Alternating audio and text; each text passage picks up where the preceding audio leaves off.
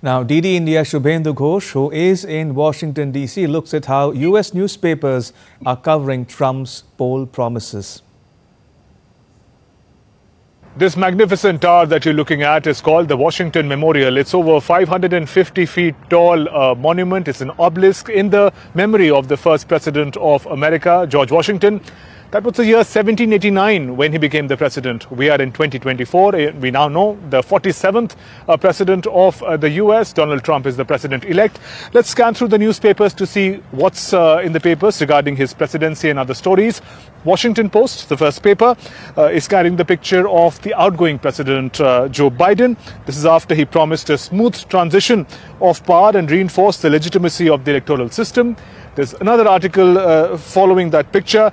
It says Biden welcomes to power a man he deemed a threat. Sort of political irony. Biden has been for the past 5 years talking about how his presidency, the reason why he ran for office was to keep Donald Trump at bay, calling him a fascist and a threat to democracy. And now Joe Biden must welcome Donald Trump back into the White House. Another article we're looking at is about the kind of legislations that Donald Trump and the Republican Party would be looking to do, especially in the domain of tax cuts. GOP, Republican Party, is set for quick work on trillions in tax cuts. The 2017 law extension, new reduction are the aim. If the party sweeps the Congress, they've already got the Senate. All eyes are on whether they'll be able to retain the House of Representatives. If they're able to, a lot of legislations could pass smoothly for them. President-elect Donald Trump is poised to push swiftly for new tax cuts if Republicans win the full control of the Congress, that is both Senate and the House of Representatives. So the next paper we're looking at is the New York Times. On the front page, it analyzes what led to the big win for Donald Trump. It says President-elect spun his own grievances into political gold. Goes on to explain it. It says that he became, as it were, a vessel for the anger of millions of Americans, especially cost of living and other crises. He says that the grievances that he would talk about against the administration, they became, as it were, the narrative of the MAGA movement, Make America Great Again, to which the Republican Party also associated itself. And those grievances also seem to reflect the grievances of people, ordinary Americans, against the administration. And the failed assassination attempt only added to his popularity, especially among his followers. And the final paper I'm looking at is the Wall Street Journal. It talks about foreign policy, likely foreign policy of Donald Trump. The headline says Trump to renew maximum pressure against Iran with new oil sanctions. President-elect Donald Trump, the article says, plans to drastically increase sanctions on Iran and throttle its oil sales as part of the aggressive strategy to undercut Tehran's support of violent Middle East proxies and its nuclear program. Remember earlier during his first term, Donald Trump took a dim view of Iran, especially vis-a-vis the Six-Nation Agreement that Iran had entered into that sought to curb Iran's nuclear weapons work. So those were some of the highlights of the papers published today. With camera person Jai Shankar, Shubhendu Ghosh for DD India in Washington, D.C. And Shubhendu Ghosh now joins us from Washington, D.C. for more. Shubhendu, what more can you tell us about Trump's likely cabinet? Hello, Ramesh. The names that you already mentioned, along with that, we're also hearing some names, and these are still in the realm of the speculation. A number of names are being vetted for the given positions. That vetting is underway.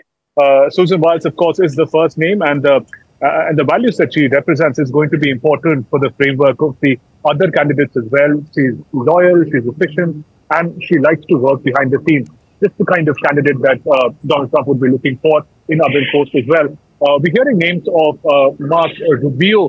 One of the positions could be considered is for Secretary of State. There is Kashyap Patel for the top security post as a CIA head is what we're hearing.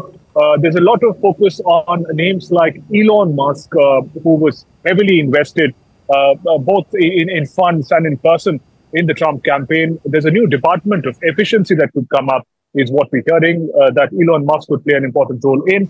Then there is, of course, Robert Kennedy Jr. At the last moment, he left the race and directed his supporters towards Donald Trump, and he could be rewarded as well. Health department is something that we're hearing. Also, a number of Indian American names. Kash Patel was one. Vivek Ramaswamy, the rival turned ally of Donald Trump. He was also potential vice presidential candidate. We know till Vance was picked for the position. Vivek Ramaswamy could in fact be roped in the government. Another important Indian-American name that we're hearing is a Democrat turned Republican, Tulsi Gabbard. She could be taken in for an important diplomatic position.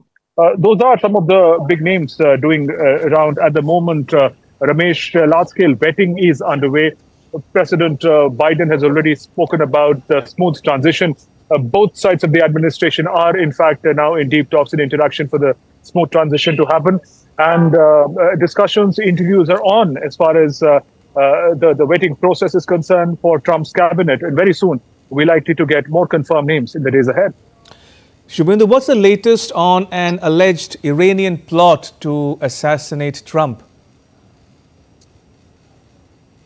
That's right, Ramesh. There is a person, Farhad Sakeri, who's at the center of this issue. He's an Afghan-born. He lives in Tehran. That's where his location is addressed to. He's been taken in. There's been a plot that has been uncovered by the Justice Department, an alleged plot to assassinate President-elect Trump. This was when the elections were still on. In fact, Farhad is said to have been following Trump's movement for months. And he was supposed to undertake this operation before the election results.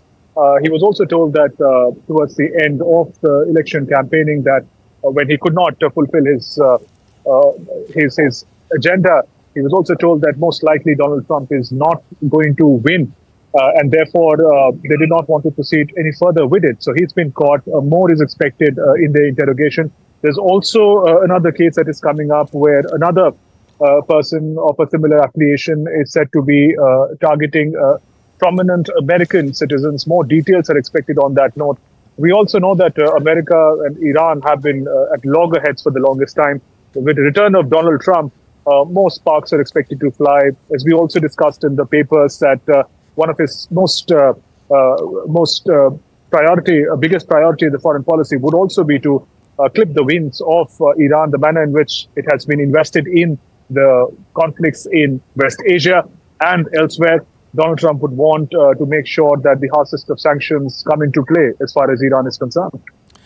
All right, we'll leave it there. Shubhendu, thank you. Shubhendu Ghosh reporting there from Washington, D.C.